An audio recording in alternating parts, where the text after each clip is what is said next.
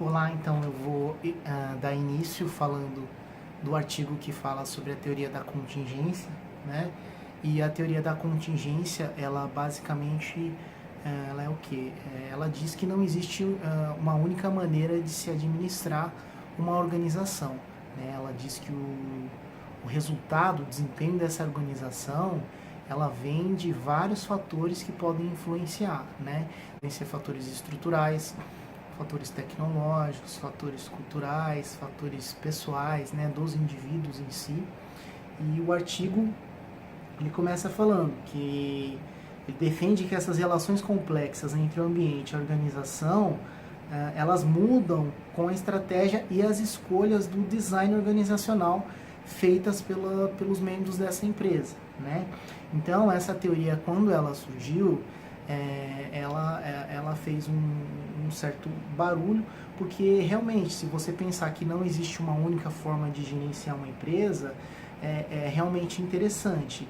E os primeiros estudos, né, feitos por Thompson e Galbraith, forneceram resultados teóricos convergentes, né?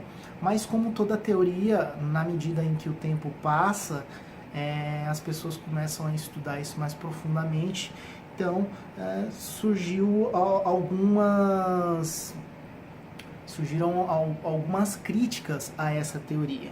Então os autores eles argumentam que é necessário fazer nesse estudo fazer duas coisas para que esses modelos de contingência sejam mais completos, né? Então, primeiro, os principais conceitos devem ser mais plenamente explorados e as relações entre esses mais claramente explicados, né? E o segundo, o escopo dessa teoria da contingência, ele precisa ser ampliado.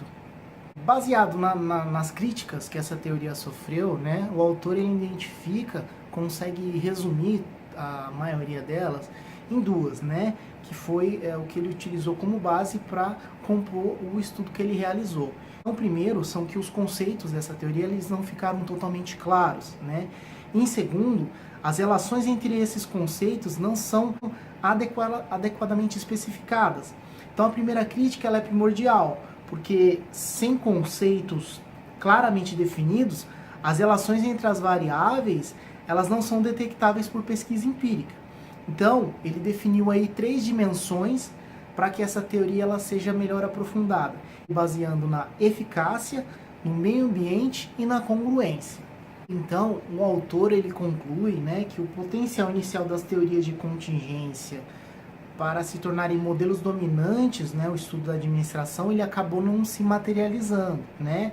E isso não foi surpreendente, porque se uma teoria em qualquer ciência social pode ser testada empiricamente, depende da existência de conceitos claramente compreendidos dentro da teoria, né?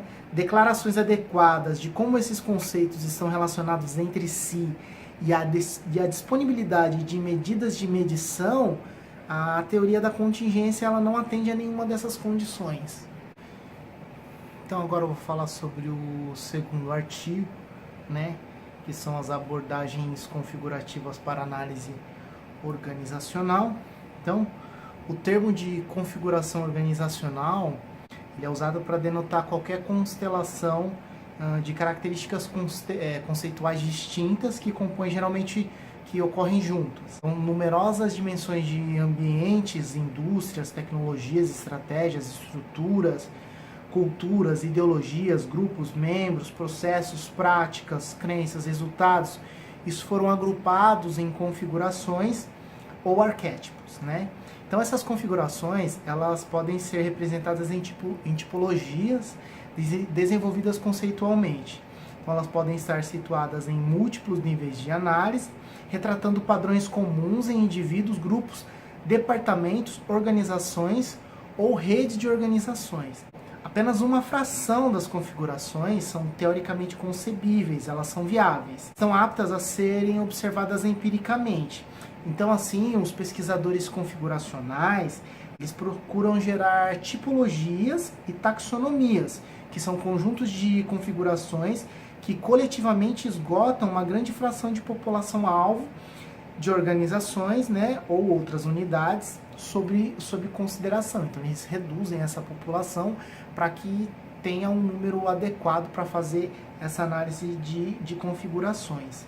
E o artigo, ele traz uma tabela que eu achei muito legal, que ele traz uma análise, né, entre a teoria de configuração e a teoria de contingência, né?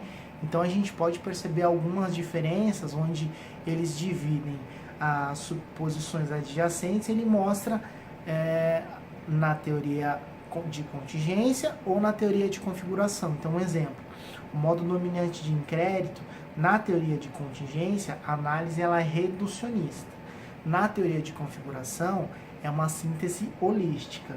E o artigo ele continua, né, falando, porque na verdade ele foi baseado em uma conferência, né, que aconteceu em 1993, e nessa conferência foram apresentados, né, cinco novas abordagens, né, às configurações, e foram artigos de grande relevância, e o artigo que nós estamos tratando, ele fala desses 5.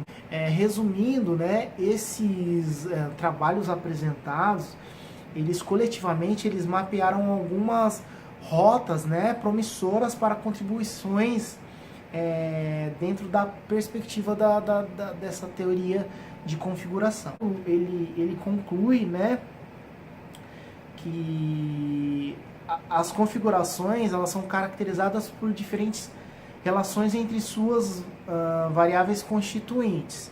Esse achado ele tem grandes implicações, os autores dizem. Então eles sugerem que incorporar as configurações em teoria poderia adicionar precisão e poder e que pode distinguir entre configurações em análise empíricas, né? Então poderia aumentar a variância explicável. Então essa é a sensação que o autor tem, né, dentro do trabalho realizado.